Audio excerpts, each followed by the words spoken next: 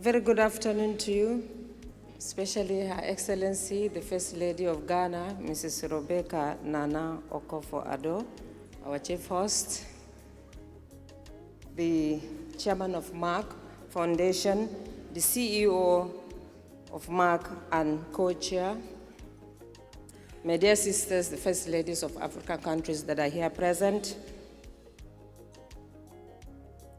development partners, the media people here, distinguished ladies and gentlemen. First of all, I would like to congratulate the First Lady of Ghana for bringing the African First Ladies in Ghana this afternoon.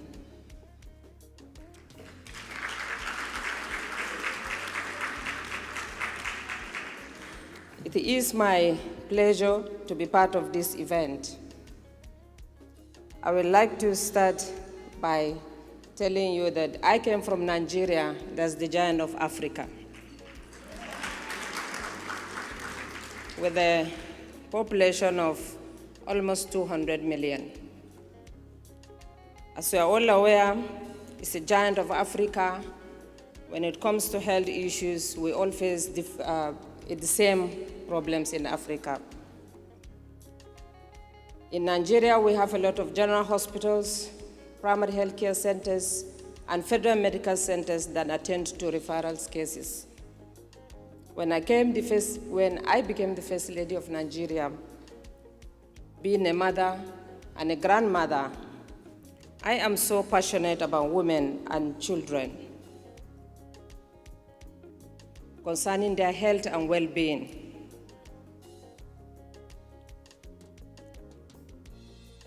Based on that, I am totally committed to campaign for the cause of improving the health and well-being of women and children, including the infertile women in Nigeria. As you are all aware, the infertile women across African countries or African continent, they face a lot of challenges. Infertile women have some peculiar problems, but it's the same in all African countries, such as social problem, economic, and psychological problems, as you are all aware. Over the years, I've made some efforts, despite having so many healthcare centers in Nigeria. I decided to build a hospital purposely for women and children.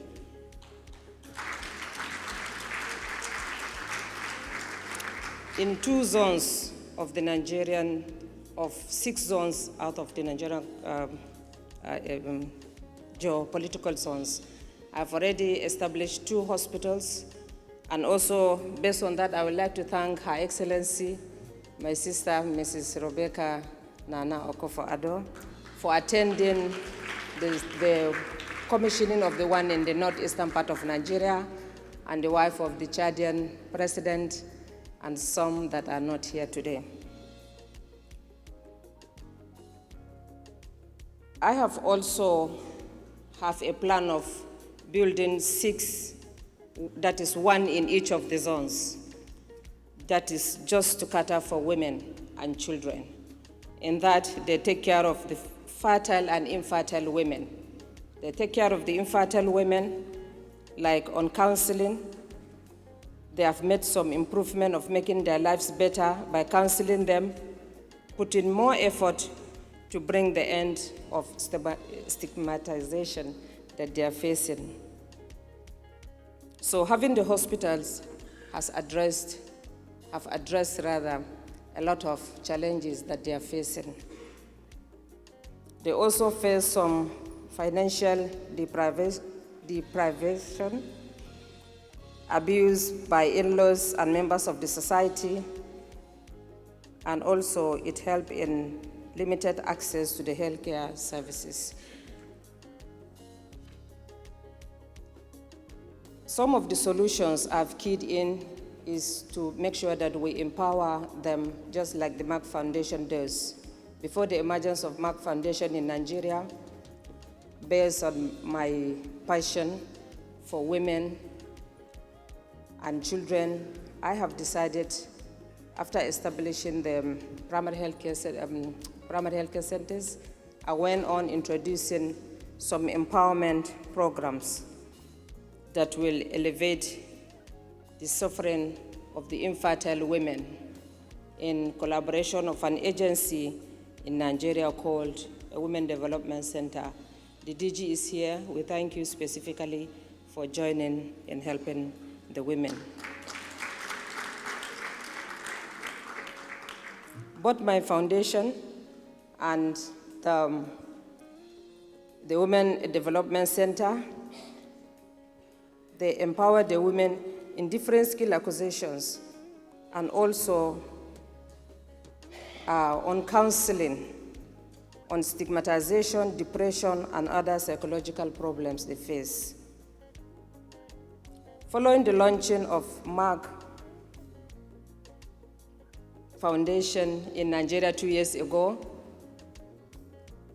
they have improved the lives of so many infertile women in Nigeria, in hundreds of them, such as skill acquisitions in different fields like beauty, salon, fashion, livestock, groundnut milling, and conditional cash transfer. And also in my foundation, there are some of the women that are not medically confirmed that they are infertile. They are being divorced, or they got married halfway, they haven't completed their secondary school. I introduced something called educational empowerment, in which we give them some coaching that will make them enroll into high institutions, and also public speaking, writing, and so on. And some of them today are broadcasters, some of them are MCs, masters of the ceremony, but not as expert as the Ugandan guy here. I cannot conclude without thanking the Merck Foundation and assuring them of my continued support and putting more effort in awareness about infertility, especially about the misconception on surrounding the infertility in Africa. There's some superstitious belief in witchcraft and all that. We promise to work together to bring to an end of the superstitious belief. And also, from the beginning of the program, we have watched a short clip that was so touching. I think Merck have already done so much within the 6 years, and you're still doing more. And I think, based on my own opinion, that's my personal opinion, seeing the way a woman's hands was chopped up as a result of being infertile, meanwhile she wasn't confirmed medically as an infertile woman. I think not only women need to be addressed on infertile and make them to be more than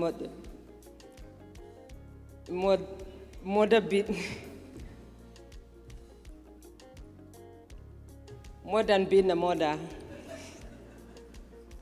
I think we can also key in the actors, that is the men that are always not sure of their medical condition and always blaming the women and taking actions into their hands.